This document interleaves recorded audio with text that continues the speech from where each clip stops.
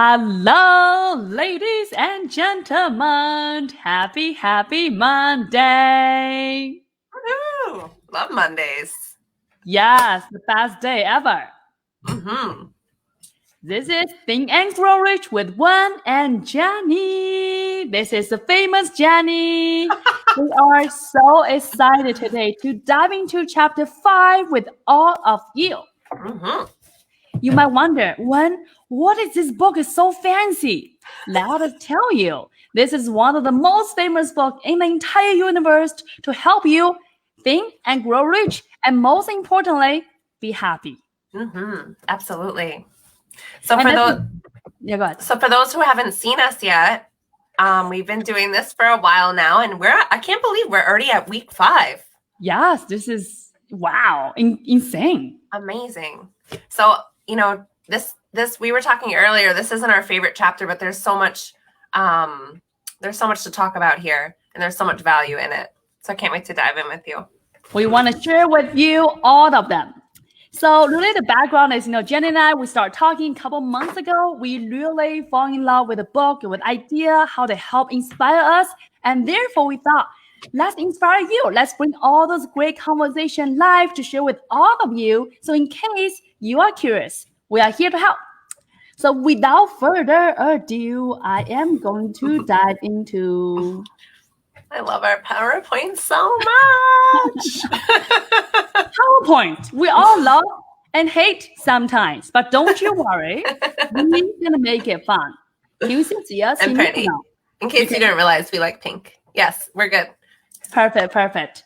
All right, Jenny, walk us through. Okay, so specialized knowledge. What makes specialized knowledge so special? And this is regarding our personal experiences or observations. And it is the 4th step towards riches. Ouch, there's S. We all know that. And check out that light bulb. Check out the light bulbs. All right, so diving into it. And one thing that I felt is so fascinating, guys, is, before I read this book, when you heard about special knowledge versus general knowledge, in your mind, you thought, damn, special knowledge must be a very unique and fancy thing. So think about someone who go to the moon, someone who know how to drive aircraft. Those kind of very specific special knowledge. But yet, one thing I love a lot about this book, this chapter is talking about special knowledge is just organized general knowledge that been put into use with a definite plan and action. Beautiful. Absolutely. So I love the way that's worded, like the specialized knowledge is just organized. I know you just said this, but it's like, I just love this. It's organized knowledge. And it's so beautiful. Putting it into a plan. And that's everything that we've been talking about and working on for me these past couple of years. So it's beautiful. Yeah. I love it. Jenny, would you mind walk us through a little bit about the general knowledge? Like what's your thought on them? So general knowledge is just like stuff that we know how to do, drive our cars or cook or tie our shoes. And it's just stuff that we kind of like, we don't have to think about. I would say like, I always think about this scene in my mind, like, cause I've done it so many times where I'm like driving and I'm not even thinking about, like how to get there. Cause I already know how to get there. Or sometimes I would drive and have something on my mind and just drive to the beach. And like, that's like, you don't even think about it anymore. It's just like it's general knowledge. It's just something you have, in your head already. And the specialized knowledge is then, what would you say, Wen? I say, for example, Jenny, for you, you know how to cook. You turn that into Jenny from Chopping Block. Right? You use that leverage as a channel to help Sorry. It's beautiful. To leverage that experience and knowledge to inspire others through your channel. I think that is a very specialized knowledge by leveraging the general knowledge that you know. Would you agree? Absolutely. Definitely. Yeah, I guess you could say that. When something's like you've done it forever, it's not something like those 10,000 hours, let's say, from like something you practice, like in the book Outliers, like you just do it so much that it becomes like almost like a part of you, like it's a habit. You don't have to think about it. Or An you can expert. no, for sure, 100%. Or you can think about for you and me right now, we are doing this live. You and me, we discussed this chapter before. We have the information before, but now we turn it into a way to help support others to do exactly the same with us. Beautiful. I think that is sort of like special knowledge in a way where we leverage what we know in general and turn it into a specific information to help support others. Beautiful. Absolutely. Yeah. And I think like our love for this and just like our experience and what it's done for us in our lives is just, it's a beautiful way to organize it, to share with others. And I believe like it's also helping us because like I've learned so much this, doing it right back to back again. I've learned so much more. So I just can't wait to keep repeating the process because I do love it. Yes, it's so beautiful. You're beautiful. Yes, I love that. Okay, let's dive into more. Can you see the next slide? Mm-hmm. Perfect. So there are 3 areas of knowing in the human brain. You can see in the big map. Wow, our brain is big, first of all. Do you want to walk us through all 3 areas, Jenny? Number Can one. you just make it a little bigger? Because I could see like your whole screen share. Can you just okay. For sure. If I see it bigger, I just can't see you, but it's all good. Oh, okay. Can you see it? Can you see it now? Can you see everything? Yeah. Perfect. I can see. Yeah, I just can't see you, but all good. Aww. I can picture you are in my mind all time. Okay. Perfect. Step number 1. What do you know? Oh, I forgot to add that we know how to love. I forgot about that one. Don't worry, I captured right here. The things we know how to read, how to write, how to drive the car, and most importantly, we know how to love. Whether it's our cat, our dog, our cake, our pet, people around us. I'm speak for myself. That's my true passion. I tell people if I die, my last meal will be a chocolate lava cake, warm with vanilla ice cream. So now I told you, Jenny, you have no excuse, but make it happen. You know it. On it. Perfect.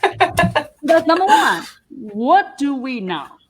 And one interesting about this map is you can see it's actually only 2% of our entire brain capacity. And yeah, oftentimes I feel like for me, I feel like, oh, I know so much stuff. I know how to try, how to do this, how to do that, but it's so tiny. Beautiful. Yeah. And then the next part is what you don't know. So there's things like maybe that we want to learn how to do, or we want to, I think my example was like know how to make a chocolate salad. We in our mastermind, we were talking about how to incorporate, a healthy thing. And I think chocolate in moderation is healthy, but I have a recipe. You did? Yeah. I'll share it. That sounds amazing. Strawberries, mixed greens, mozzarella, chocolate drizzle. Girl. Wow. That is maybe some watercress. Wow. Amazing. So impressed, girl. You do you. Perfect. So those are areas, things that we know that we don't know. Which is 3%, which is slightly higher than what we know that we know. Last but not the least, what we don't know that you don't know. So for example, I don't know, well, I know it by now, but before this, I don't know that I don't know how to build a spaceship. That's not on Lego. So that's 1. Yeah. And I don't know that I don't know how to operate on a heart during open heart surgery. I know how to dissect things, but I don't know how to operate on a heart. Yes. Or, maybe some of you don't know how to start a nonprofit. I think the idea here is it's not like you don't know that. It's more like you never thought of that specific experience or expertise. So you don't know you're missing that. So it's like, I don't know how to be like bee to make honey.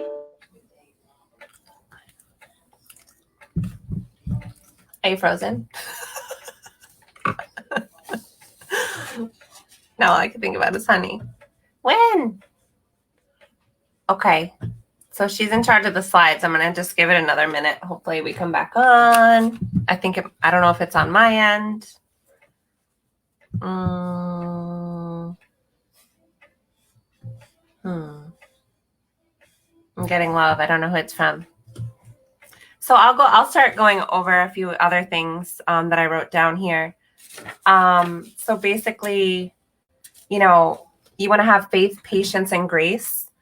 And in this chapter, there's 3 areas of knowing. She's frozen. Okay. Hopefully she comes back soon. I'm going to text her.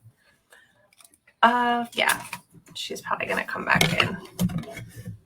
It's shutting down. Oh no. Okay. So her computer's shutting down. All good.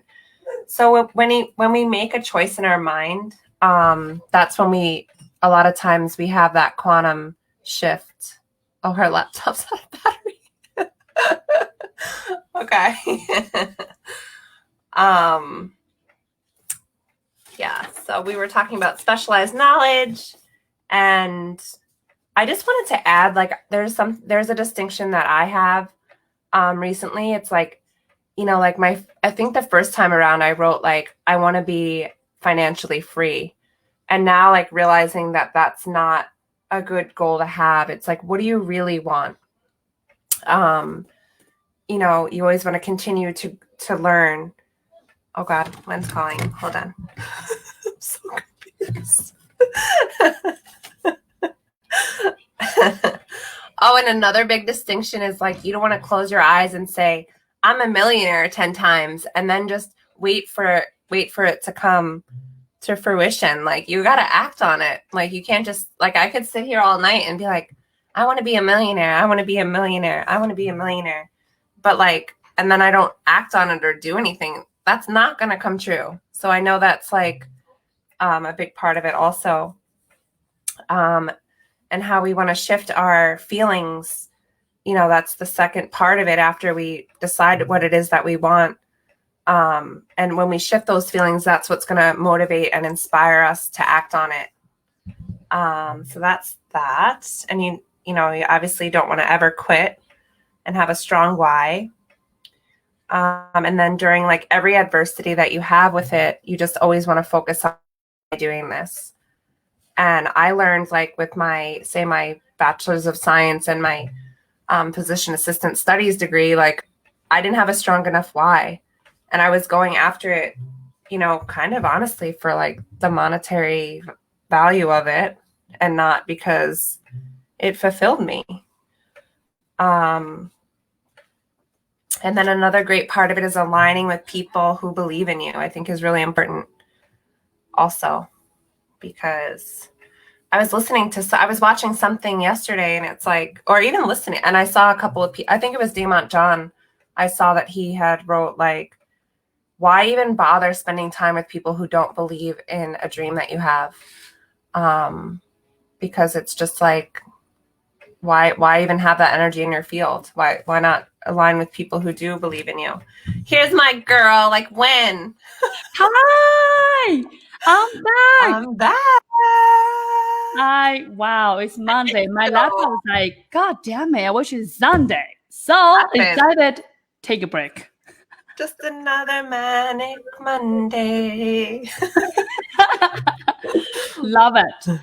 Sorry, guys. Now I'm back. Beautiful. So do we want to go back to the slide? We'll talk more about the specialized knowledge. Yes. I just talked through some of the stuff that I was kind of resonated with me recently. Can you see me? I could not when I shared the screen now. You can't now? I could not. Okay. I cannot. Sorry. Okay. Do you want to go to the next slide? We didn't finish this slide. We were just talking about, you know, we don't know what we don't know. Yes. And yes. Like, I don't know, my laptop will restart by itself, guys.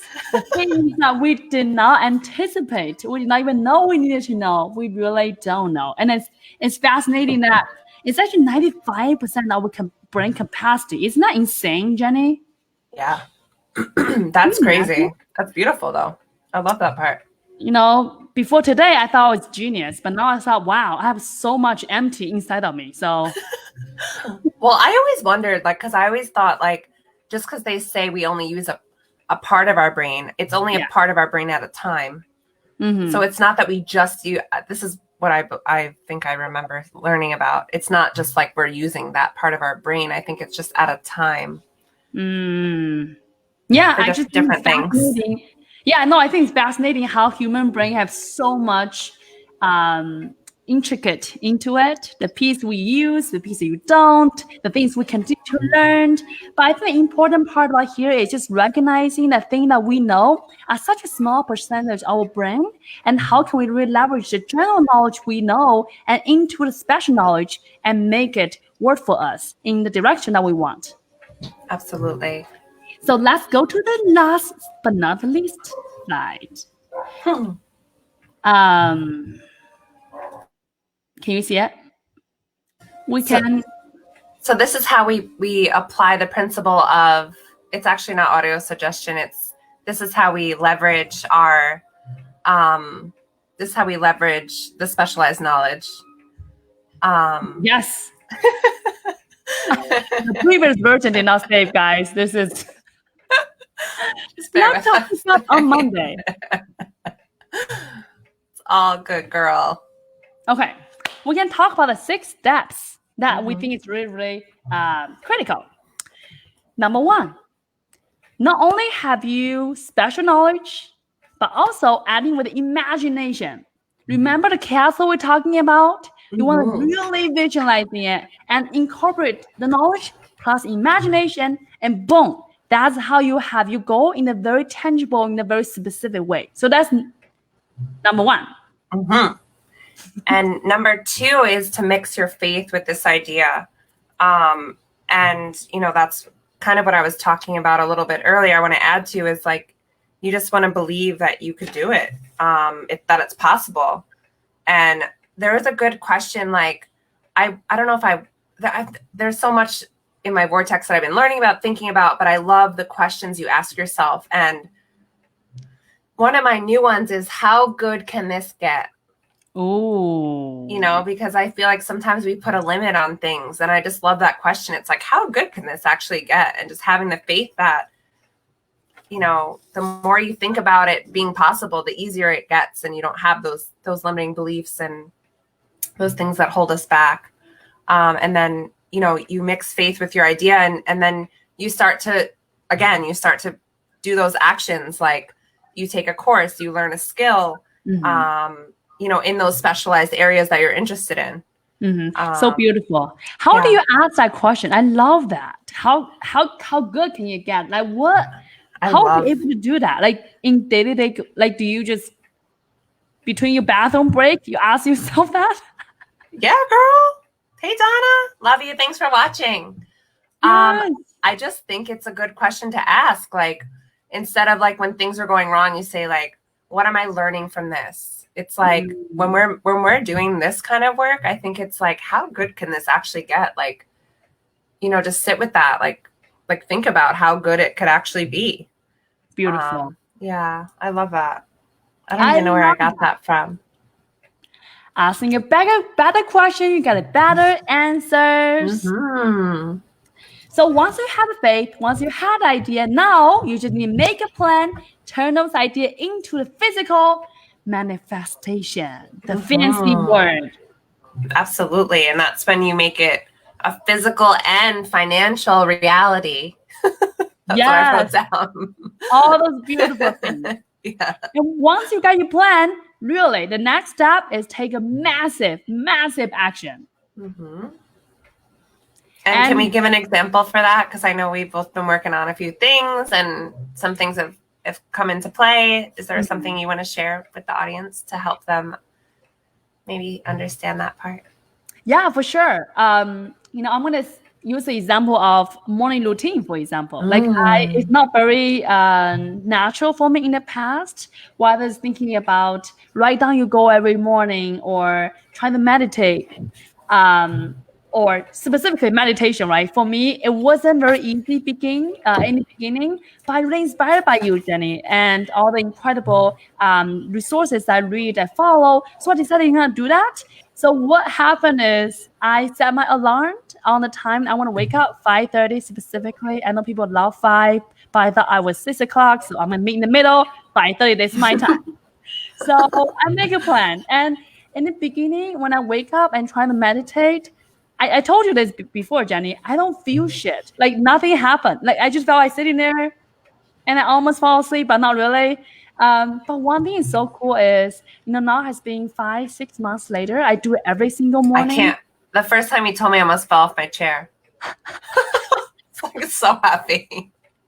I do not get it. The first couple months, I literally did not get it. And then one day, it just happened. I can't explain it. And it's like, I literally felt like about to fall off the chair because I did not know where I was floating, which is so weird if I ever hear myself talk like this before. But it's just odd. But then when I make a plan and actually consistently doing it every single day, despite that day was a quote unquote success or failure, I just keep showing up. And I think that is what the magic turned around. And now I love it. Like every day I meditate. That's how, keep me happy and sane in the most time. Absolutely. And, it's that in the next step, that persistency, like, there's times when we don't, maybe we don't want to write down why we're grateful or whatever it is, or, but just to focus on, like, I don't know, for me, like, I know when I don't do certain things, like my days are completely different. Ooh. And I feel, so it's like, even with the being persistent with showing up or just posting something or whatever it is, and just really thinking about, again, that why are you doing this? Like, what's your intention behind it? Beautiful. And how is this benefiting your life? What's your thoughts on be persistent versus being patient? Oh, patience is a hard one. So hard. Persistence is like progress equals happiness. That's been like, it's like literally my mantra. Like it's everywhere on Post-it notes. Like if you're making little small steps, like the little things equal the big things. Little small steps every day amount to be these like great transformations, this great benefits to our lives. So I think to be patient, though, it's like so hard. It is hard. I feel like patience is a virtue. It's just like I've been struggling with this, honestly, the past couple of days, because there's a couple of things, that you just want to happen, or you just want to, I don't really know how to explain it. What would you say about patience? Yeah. No, the reason I say that is I felt, for myself, I'm also struggling to that too. Like, there are time to time I felt, oh my God, like you mentioned earlier, that asking, how good can it get or how great this can be. But yeah, there's a moment that I felt I asked a question in the opposite direction. Why is it not there yet? Why is it there? That? And when those questions come up, the natural next step is, oh, am I not good enough to do so? Or am I not qualified? Or all those negativity come up, right? And I think you gotta reframe it. 100%. So I just felt like, oh my God, that's so beautiful. And the moment when the impatient come, now I have to kind of remind myself and reframing the question so I can truly turn that into really mixed with the faith rather than make it against me, if that makes sense. Sometimes I write it down right away. You do? Oh, yeah. Like what? Like if I'm feeling like what you're saying, like you feel thoughts creep in because they come in. Yes. And then you write down the complete opposite of that. Like you feel it, but you're like, no, fuck that. Like I got this. Yeah. I don't know. I do it all the time. Beautiful. Yeah. I love that. So and then, it helps. Be persistent, be patient. When shit come to your mind, write down exactly opposite. Boom. There you have it. Boom. Last but not the least, we want to really focus on contribution, really focus on how could you help others, supporting others. I think maybe what Tony said this, he said, when you think about your why, if you think about yourself, it can only go this far. But if you think about others, whether it's your family, people you want to support, people in your community, you can pull things out of you that you did not know even exist. So when the moment comes, when those impatient moments came, when those not beautiful moments came, you can really have additional power to push through, to help you reframe the question and really focus on all your mental power to truly focus with faith and focus on taking the next massive action towards what you really want. Absolutely. And I mean, that's just been like with everything. I just feel like that's such a great tool to have, and just to focus on the contribution, like instead of focusing on what could I get, it's what could I give. Oh, totally. And I want to share one thing is there are times I felt whether it's I don't feel good about myself if that moment ever comes. If that's the case, I now have the trick. So when I felt that way, I right away turn into someone that maybe quote unquote less than me, or I drive on the street, I saw homeless people, or when I walk in the park, I saw people there maybe thirsty. Like I trying to help them with the small things that I can do at the moment, and that made me feel so much better. So to sum up, when you're able to focus on the contribution, the others, you let go of what was in your mind, like silly things I was worried about, whether it's my laptop restart by itself, whether it's the skin is not pale, was anything that's silly, the stupid, the silly thing. But yet when you start looking outside, look at helping others, those are become so trivial, so like nonsense. Oh my God, what am I even upset about before? Absolutely. Yeah, it's like all about perspective, and like, is this really that serious, or like, is what I'm feeling true? Yeah. And I just want to talk about like general knowledge versus specialized, because I feel like general knowledge is like, it's what we're taught. Like, I don't know if this was in the book directly, but it's like what we're taught from school and education, and but we're not always taught the plans of action from that knowledge. How to apply them. Yeah. So I think my favorite quote of this whole chapter, I like circled it, is like, let me go to it, is that knowledge is only potential power. Yes. So that's like that's one of my favorite lines in the whole book. I love it. I think Tony also said this, right? He said, you can't say you know it until you apply that. Mm-hmm. Yeah. How do we use this knowledge? And they talk about like the mastermind groups, and I also think it's interesting how Thomas Edison only had, and I love hearing stories like this, like Thomas Edison only had 3 months of education. It's, oh my God, it's insane. He is so smart. Yeah. I just love that. And there was another line in the book where they say, the person who stops studying merely because they have finished school is forever hopelessly doomed to mediocrity, no matter what they're calling. I 100% agree. I think having that growth mindset and be open-minded is so critical in today's world. I 100% agree. Yeah, and I've been like, when we were going over the slides and like making the slides and going over the chapter once again, it's like I realize how grateful I am now. Like we both been through so much schooling, and you more than me even, and it's just like now like we're focusing and learning about the things that are like bettering us and bettering others too, honestly. 100%. And I think it serves as a reminder for someone like me. You mentioned, like, whether it's, how many school, little or more, it doesn't matter. But I think more like, how could you turn all the things that you already know, into a special knowledge that help you to accomplish your goal, your vision, so you can serve others, contribute, and give, the greater society, helping the world a better place. I think that is the most important question that we all have to ask ourselves. And I think it served really a reminder for me specifically to keep reminding myself my why, and everything will just fall into place. Beautiful. And I feel like when you organize your passion, you could turn your passion into your story. And that's like another thing I've been thinking about. It's like, change your story, change your life, right? Yeah. yeah, so then you change your story into something maybe that's even bigger than yourself, and that could help others and something that matters. And I was thinking about in the book how they use Michael Jordan as an example. I just love that they use him as an example, especially with the documentary. I still haven't watched it. I've heard so many great things, but I grew up in Chicago. I remember the story of him just being like, he didn't make his high school basketball team. And then how he every day would wake up and he set a really high standard for himself. And he used the doubt of the challenge to fuel him. It was like part of his pain, like we talked about earlier, like the pain that that gave him that passion and that routine to work harder. And look what he accomplished. Incredible.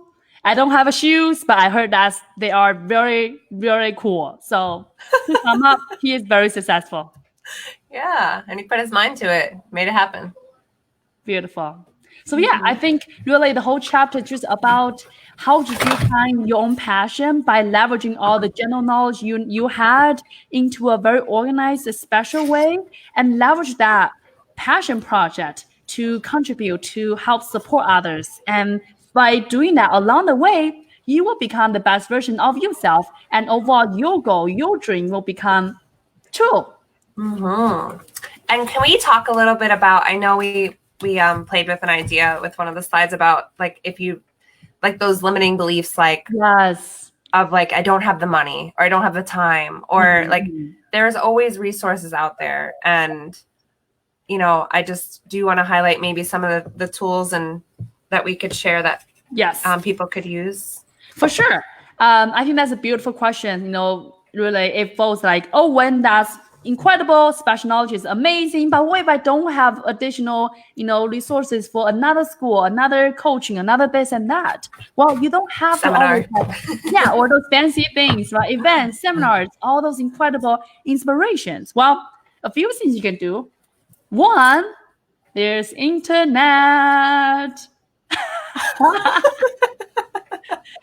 This is incredible. You got Google, you got YouTube. And guys, the reason I say that is I'm from the town that I don't have internet growing up. So growing up in my town, say if you want to find a place, do yoga, you have to drive my mom's motorcycle around the town, literally looking for signs, yoga, call this number, and you call and get to know what time is, next yoga class. That's how I grew up. So when I came here to see all the resources, all the unlimited information available to you, I felt so empowered. It's like abundance of information that whatever you want. And I think that is just made me so happy. Absolutely. And there's always a way. There's a will, there's a way. I mean, look at the foundation of this book. It's written from a guy. Oh my God, look at these journals my aunt got me. Unicorn. It's written from a guy who didn't have the resources, people. He got on a damn freight train and mopped the floors. And this book has been passed down from generation to generation and taught the millionaires of the world. I mean, it's just like, if it's something you want to specialize your knowledge in, go after it. Yeah, I agree. I think, Tony also mentioned this, the resources, the money, all the time, all the things that we often say is a quote unquote excuses. It's like either you have result or excuses. You have to pick one. You can't have both. And if you're truly passionate about certain things that you are really, really interested in, you can find a way, whether it's find the people online, YouTube, find a mentor, offer for free, helping him out, helping her, grab coffee, literally just to learn, just be close to him or her, and things like that. There are ways for you to be creatively actually make it happen, as long as you are willing and you have faith. It's gonna happen. It's happening. Absolutely. You don't focus on the how, the why. What's your why? I love that. I think it's so important. Tony also mentioned that state, story and strategy. Oftentimes in life, we often focus on strategy. How to do this, how to do that. I don't know how to open a heart surgery, whatever.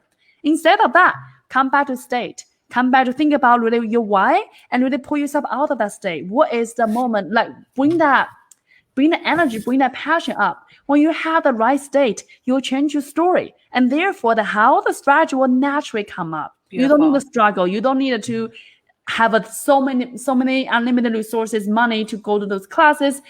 You can find a way as long as you want it. Absolutely. Resourceful. And yeah, I'm really excited for next week's chapter, imagination, because it ties into, that part of it also. Just to give like a quick preview, it's like it has been said that we can create anything that we can imagine. I love that. This morning when I'm walking in the park, I walk in the morning with my dog. And then one thing I just think is fascinating. If you think about this, it's only for, I don't know, hundreds, thousands of years, which is not that long in the entire galaxy. The whole whole Earth has been altered by humankind, by merely our imagination. It was nothing. It was cave and tree and glass, which is beautiful. But yeah, everything changed in such a short period of time, which is fascinating. I think that the imagination definitely is really such a powerhouse. If we can really leverage that in our own benefit, we can really make anything we want into reality. Absolutely. I think this is one of my favorite chapters because just looking back at, there's like so many things underlined and circled, and I'm excited to dive in with you. Yeah, I can't wait. That'll be our next chapter, guys. So read on. Next Monday, we will dive into imagination with you. And Thursday, we're going live also.